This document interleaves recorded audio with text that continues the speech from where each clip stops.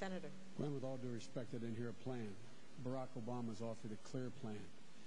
Shift responsibility to the Iraqis over the next 16 months, draw down our combat troops. Ironically, the same plan that Maliki, the Prime Minister of Iraq, and George Bush are now negotiating. The only odd man out here, only one left out, is John McCain, number one. Number two, with regard to Barack Obama not, quote, funding the troops, John McCain voted the exact same way. John McCain voted against funding the troops because the amendment he voted against, had a timeline in it to draw down American troops. And John said, I'm not going to fund the troops if, in fact, there was a timeline. Barack Obama and I agree fully and completely on one thing. You've got to have a timeline to draw down the troops and shift responsibility to the Iraqis. We're spending $10 billion a month, while the Iraqis have an $80 billion surplus. Barack says it's time for them to spend their own money, have the 400,000 military we've trained for them begin to take their own responsibility, and gradually over 6 months, 16 months withdraw. John McCain, this is a fundamental difference between us. We will end this war. For John McCain, there is no end in sight to end this war. Fundamental difference. We will end this war. Governor. Your plan is a white flag of surrender in Iraq, and that is not what our troops need to hear today, that's for sure, and it's not what our nation needs to be able to count on. You guys oppose the surge. The surge works. Barack Obama still can't admit the surge works. We'll know when we're finished in Iraq, when the Iraqi government can govern its people, and when the Iraqi security forces can secure its people. And our commanders on the ground will tell us when those conditions have been met. And Maliki and the Taliban also, in working with us, are knowing, again, that we're getting closer and closer to that point, that victory that's within sight.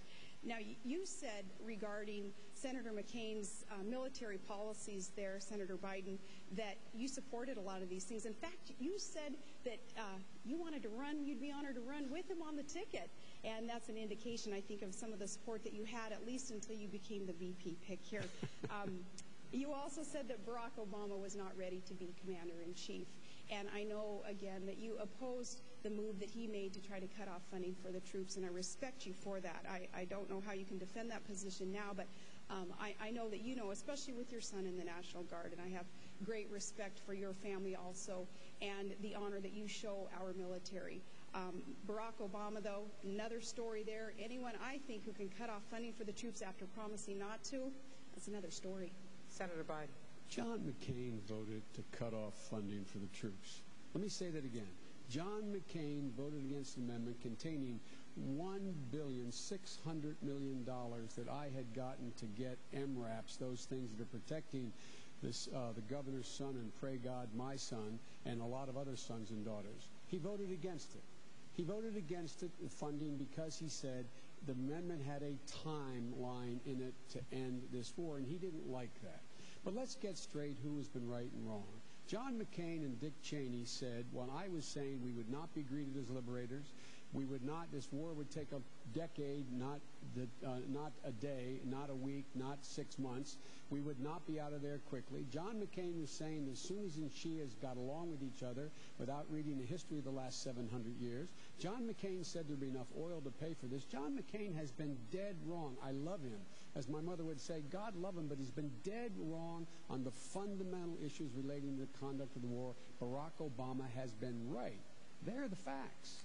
Let's move on to Iran and Pakistan. I'm curious about what you think, starting with you, Senator Biden. Which is the greatest threat? A nuclear Iran or an unstable Pakistan? Explain why.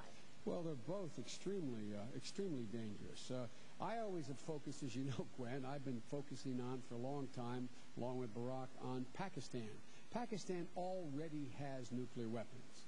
Pakistan already has deployed nuclear weapons. Pakistan's weapons can already hit Israel and the Mediterranean. Iran getting a nuclear weapon would be very, very destabilizing. They are not close to getting a nuclear weapon that's able to be deployed. So they're both very dangerous. They'd both be game changers. But look, here's what the fundamental problem I have with John's policy about terror and stability. John continues to tell us that the central war on the front on terror is in Iraq. I promise you, if an attack comes in the homeland, it's going to come, as our security services said, it's going to come from al-Qaeda planning in the hills of Afghanistan and Pakistan. That's where they live, that's where they are, that's where it will come from, and right now that resides in Pakistan. A stable government needs to be established. We need to support that democracy by helping them not only with their military but with their governance as well as their economic well-being. There have been 7,000 madrasas built along that border. We should be helping them build schools to compete for those hearts and minds of the people in the region so that we are actually able to take on terrorism. And by the way, that's where bin Laden lives, and we will go at him if we have actionable intelligence. Governor, nuclear Pakistan, unstable Pakistan, nuclear Iran, which is the greater threat? Both are extremely dangerous, of course. And as for who termed that central war on terror being in Iraq, it was General Petraeus and al-Qaeda. Both leaders there, and it's probably the only thing that they're ever going to agree on, but that it was a central war on terror is in Iraq. You don't have to believe me or John McCain on that. I would believe Petraeus and that leader of al-Qaeda. An armed, nuclear-armed, especially Iran, is so extremely dangerous to consider. They cannot be allowed to acquire nuclear weapons, period. Israel is in jeopardy, of course, when we're dealing with Ahmadinejad as a leader of Iran. Iran claiming that Israel is, he termed it a stinking corpse, a country that should be wiped off the face of the earth. Now, a leader like Ahmadinejad, who is not sane or stable when he says things like that, is not one whom we can allow to acquire nuclear energy, nuclear weapons. Ahmadinejad, Kim Jong-il, the Castro brothers, others who are dangerous dictators are ones that Barack Obama has said he would be willing to meet with without preconditions being met first. An issue like that taken up by a presidential candidate goes beyond naivete and goes beyond poor judgment. A statement that he made like that is downright dangerous because leaders like Ahmadinejad, who would seek to acquire nuclear weapons and wipe off the face of the earth, an ally like we have in Israel, should not be met with without preconditions and diplomatic efforts being undertaken first. Governor and Senator, I want you both to respond to this. Secretaries of State Baker, Kissinger, Powell, Baker, they have all advocated some level of engagement with enemies. Do you think these former secretaries of state are wrong on that? No, and Dr. Henry Kissinger especially, and I had a good conversation with him recently, and he shared with me also his passion for diplomacy, and that's what John McCain and I would engage in also. But again, with some of these dictators who hate America and hate what we stand for with our freedoms, our democracy, our tolerance, our respect for women's rights, those who would try to destroy what we stand for cannot be met with just sitting down on a presidential level, as Barack Obama had said he would be willing to do. That is beyond bad judgment. That is dangerous. No, diplomacy is very important. First and foremost, that is what we would engage in. But diplomacy is hard work by serious people. It's lining out clear objectives and having your friends and your allies ready to back you up there and have sanctions lined up also before any kind of presidential summit would take place. Senator. Can I clarify this? That's just simply not true about Barack Obama. He did not say he'd sit down with Ahmadinejad. The fact of the matter is, it surprises me that Senator McCain doesn't realize that Ahmadinejad does not control the security apparatus in Iran. The theocracy controls the security apparatus, number one. Number two, 5 secretaries of state did say we should talk with and sit down.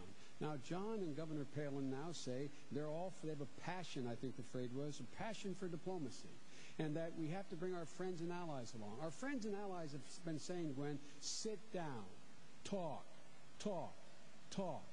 Our friends and allies have been saying that. 5 secretaries of state, 3 of them Republicans. And John McCain has said he would go along with an agreement, but he wouldn't sit down.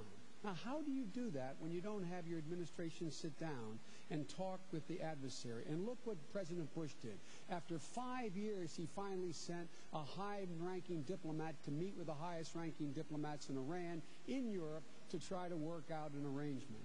Our allies are on that same page. And if we don't go the extra mile in diplomacy, what makes you think the allies are going to sit with us? And last point I'll make,